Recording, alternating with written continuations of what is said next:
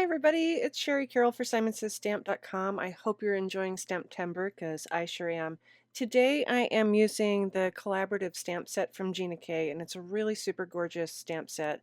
It has snowflakes and trees, an ornament, some mugs for hot cocoa, and some really great greetings. I am going to be focusing on using the trees, and I'm also going to be stamping onto some 49 and Market 6x6 papers. And these are really nice neutrals. They are front and back. You can see there's plenty of pieces to use for this project. I like to make a card where I can do multiples, and I think this is a really good idea where I'm not taking too much time to do my card.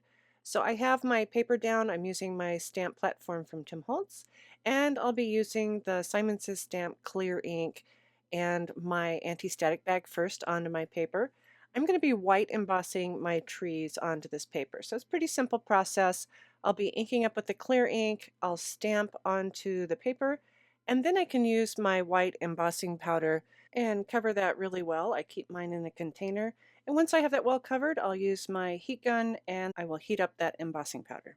I want to keep a really nice light look to this. So I'm going to be using some Holtz Distress Ink in old paper and using my blending tool. And I'll start blending a light amount of color behind these trees, or actually over these trees, and they will resist. You can see that it's starting to make those trees pop even with that light color. I'll also be using some antique linen distress ink as well, and I'll blend this in some other areas of the trees. Once I'm done doing my blending, I'll show you this really quick close-up. You can see now where the trees pop away from that paper, and then those ink colors really blend in nicely. I'll be adding some snowflakes on top of the trees, and they will actually appear to the back side because the embossing will resist that ink. So I have two placed on my platform, and I'll be using both antique linen and old paper ink, and I'll stamp one in each color. I've decided to add in an additional color, and this is weathered wood, and I'll be adding a snowflake to the left side of the panel. I've cut a 1-inch strip of one of the papers, and I have Merry Christmas on my stamp platform. I'm inking this up with fog ink so I can check the placement onto my grid paper to make sure it's straight. And once I know that it's straight, I can slide my paper just right over. Then I'll add some magnets on each side of the paper to hold it in place.